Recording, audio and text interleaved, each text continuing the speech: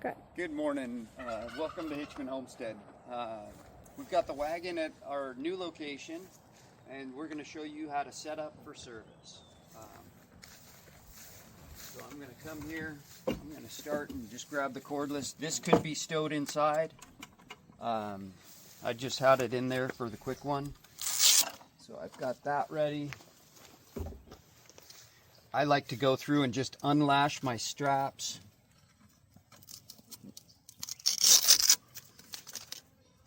All the way around.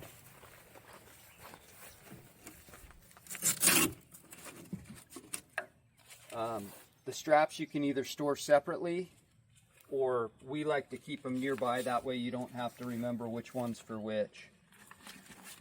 We found that the more stuff hanging off the wagon, the more authentic it looks. So you can just store the strap and it kind of just goes away.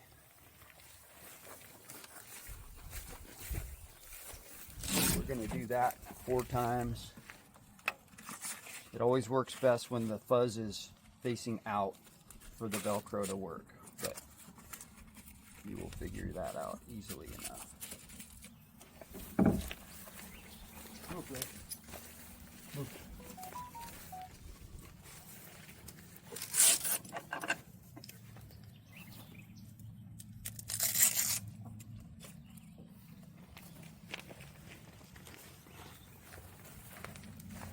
Again, I like to do things methodically, so you could do one wheel at a time, or you can do whatever. Again, there's push to raise, push to lower on the wheels, and then you want to support the wheel.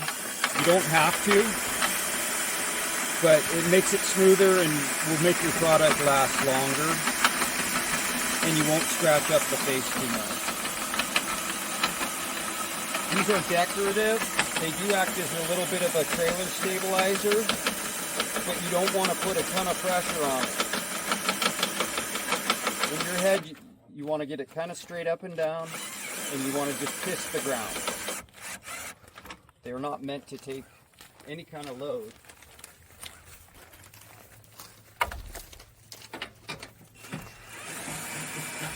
And you can either reach around or you can reach through the spokes, however long your arms are. And again, just support the top, you're kind of pushing it in.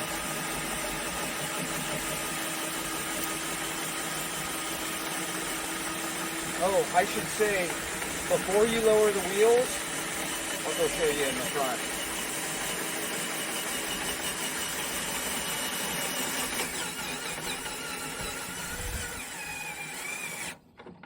When I disconnected, I had leveled the trailer. You want to make sure that your trailer is set however you want. Before you lower the wheel. Before you lower the wheels. If you try to adjust the trailer after the wheels are down, you're going to break something. I have one of these just glued on, a smaller model, just glued on my frame, so I can watch that as I raise and lower. I added reflectors so that on a sunny day, you can still see your receiver from your backup camera if you have one. So let's keep going here. Everything is on the strap.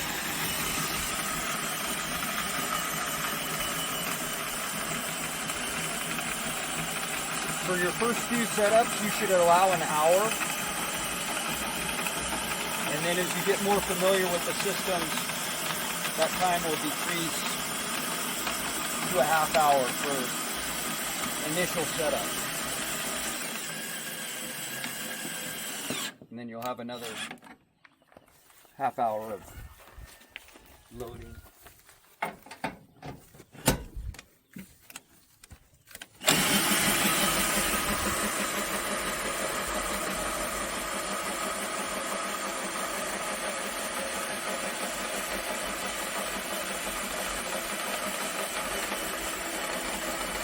Again, there's no order to how you do this, but it all needs to be done, so we'll do it in whatever system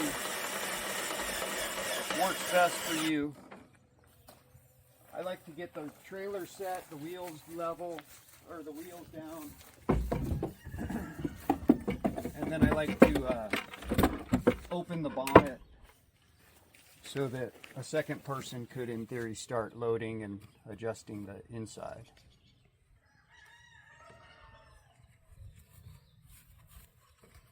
This is just a double bow,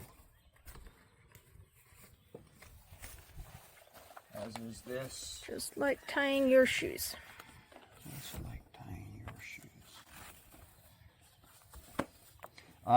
I like it when stuff hangs, but if you're at a fancy event, there's little nooks and crannies where you can just tuck and stow this however you see fit. These guys are going to stay on. They're just additional protectors. So we're going to pull this release down, lift it all the way, and leave it up. We're going to want to pull slack, probably about a foot, so that it works on both sides. Don't unthread it. You don't have to unthread it, no. It's not a bad thing. Then what we're going to do is we're going to take the pole and rotate it off the travel hooks. And you can do this either one side at a time. And then we're going to take these straps and put them behind. And I like to lift to what I can reach on the bonnet zipper. If the bonnet zipper gets caught up on another piece of rope or whatever, don't force it. Just reach in there. It unzips very easily. I'm going to do the same on this side.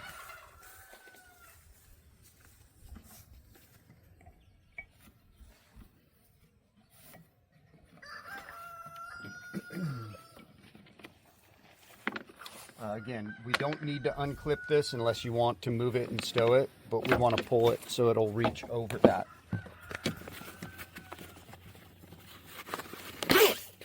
And again, I just like to prep those for the next step. Now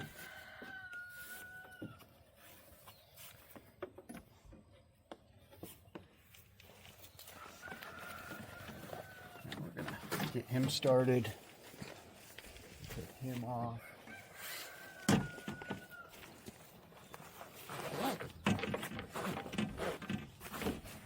Cargo strap behind. We're ready for the next step. Undo the bungee. We want these 4 poles. Again, it's easier to pull out, lift, and go to the front. And then I like to stage them on the footrest.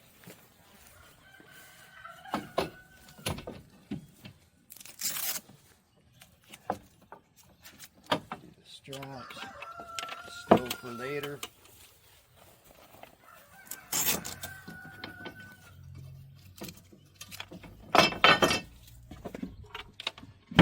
These are made to get beat up and scratched. I like the patinaed look, so I will stage these.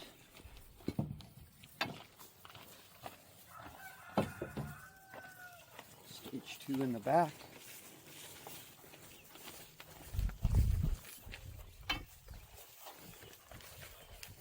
This is easier and smoother with 2 people, but I do it one person all the time. The back of the poles have a little notch. You want that notch facing you when they go in. It just makes for an easier, less binding. This is intentionally tight so that it's safe in the wind. These are smooth, and they're what is going to assist us in getting the zipper. We don't need to push it all the way up. We can be an inch or 2 short. Oh, I got to get this guy in front. And then I'm going to hook him and stage him. Show me the zipper push slower so I can okay. get a little closer in on it. So we're going to take, and we're not trying to hit this rope. We're trying to just get right at the zipper. And we're not trying to drag on any fabric. It's very easy once you get used to it. And then we're just going to come up pretty much to the top of the window.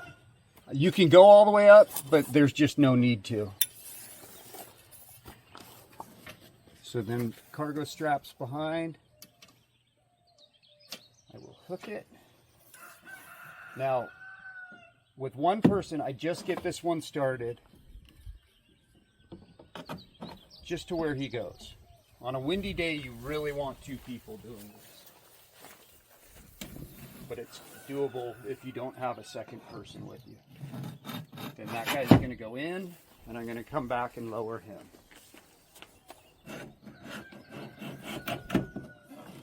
Okay.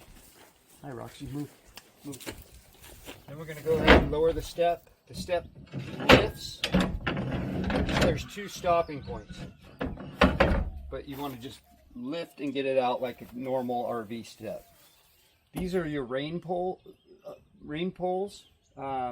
They are shorter. So on a rainy day, this will collect water and dump on your clients. And it will also bend that bar if you let it pool too much. So always use the shorter pole on the rainy days. We usually do the front, that way it doesn't drip water in the back. Okay, that's done, that's done. You popping out your other side? Yeah. Yeah. See, there is a method. We're gonna do that. And we're just gonna come up to the top. These ropes here, if you wanna roll up, I'll show you in a minute. If you're serving on a day that winds are over 15 miles an hour, it's a good idea to just roll up. In which case you'll want a ladder. But if you do decide to roll up, always roll in and under so that the water doesn't collect in here.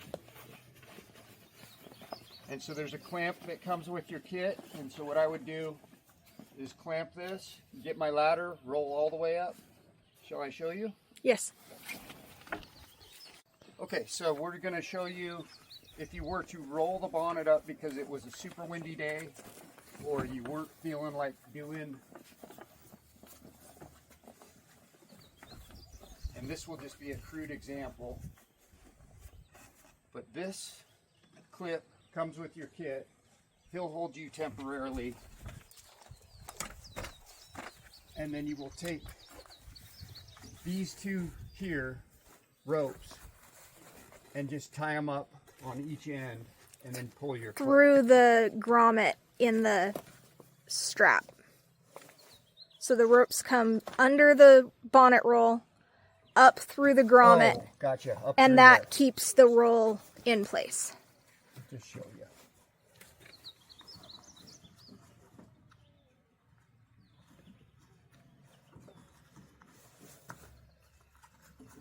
So you can tie that off right there and then pull your clamp.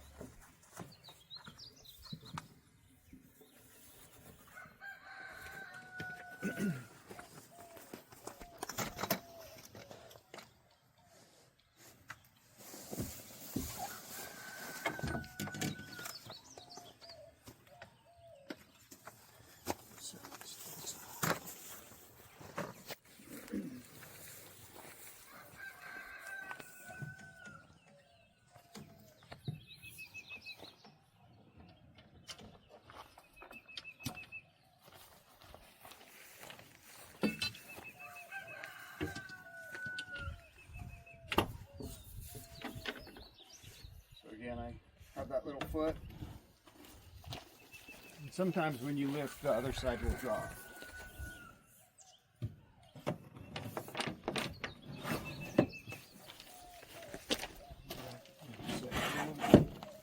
This is a flagpole. It can go on either side, similar to these. If you'd like to fly a flag. I think I stowed my wind rope.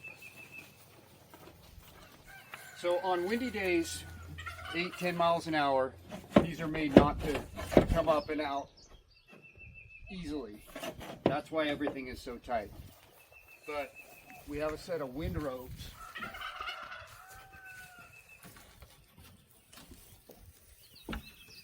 So we're going to open the chuck box. You don't ever want to grab up here because it's a pinch point. And then we want to set that. Then there's a safety that keeps the legs from getting kicked out from under the chuck box. It always has to be deployed. There's a little lever up top. Lift that, make sure that engages. I just wanted to open that right quick and show you an example of your wind rope. If you have lanterns or you're hanging stuff from here, put it on first, and this will help secure that as well. But the wind rope is just a secondary defense on wind gusts. And it doesn't have to be anything fancy, but that way no one gets hurt. Again, whatever hangs, hangs. If you're doing pictures or you want to be fancy, you can just come up with little ways to tuck hangy straps, tie this in a bow, hook this back up and over. You could remove them, but then you have to keep track of where you put them. Okay, we're going to show you how to remove the windows. We're going to open up the boot box here. We're going to carefully grab our window rack. This is the best solution I could come up with for a collapsible rack, but it is fragile, so you want to take care with it. We're going to pick a spot where we want to stow our windows for the day, back of the truck, wherever you want. You don't want to tweak it. You just want to kind of keep everything as flat and as level as possible. And I like to just set that back there. We're going to come inside and remove all of our security pins.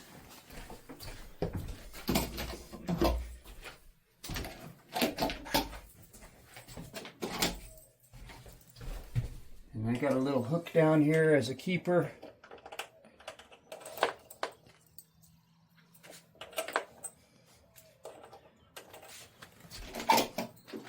And I will pull the door window last. So I'm not going to pull those pins yet. The window with the handle is always the first one out. And so you just want to pull to you. And it's hard to get out here, so you want to come until you feel the magnets disengage. I like to stow with the stop side down.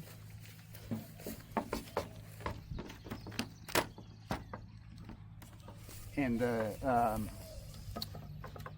security pin catch facing backwards, and then I will stagger them so that they don't scratch each other.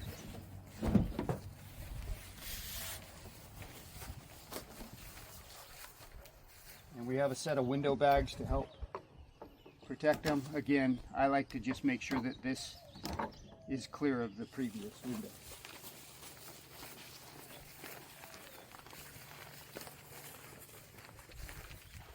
Start with the one with the handle.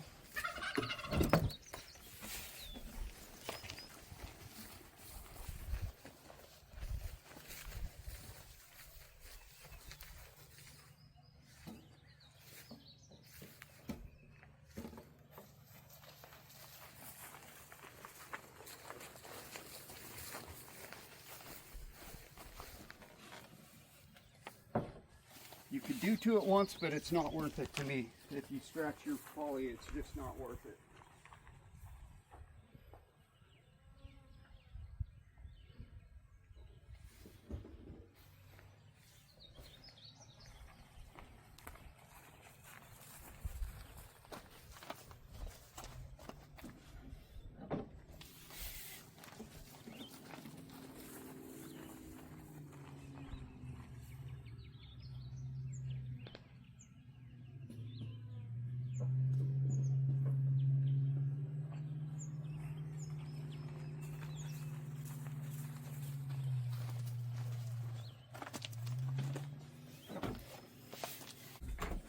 Okay, the final window we're pulling is the door. And stow the pins. And just wiggle her out here. Try not to grab the pulley. Slide her down.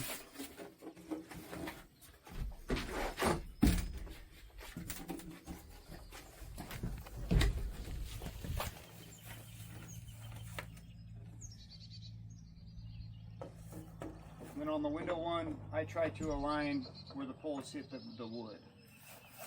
Thanks for watching. Skirts are magnetic. There's an inside and an outside. So your hem here is to the inside. Okay, cool. And it works to start on the front of the fender first. Mine, okay. Yeah. Okay. So you're gonna align Yep. With the with the back. very front edge yeah. of the fender. Okay. I'm rolling. Oh, okay. We're going to do wheel skirts here. We're going to start at the front. They are magnetic. And The magnets have some play, so if you need it to be, not right on the corner, you can scooch that magnet back and forth within the pocket to make it go where you want.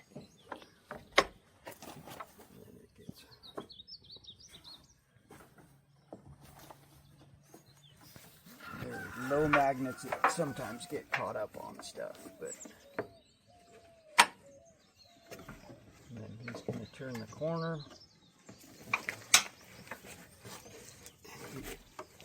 Floof and shoosh. And then so if you have a spot there where it's sagging, you can find the nearest magnet and push it over to make it so that it shores up. We'll do that on the other side.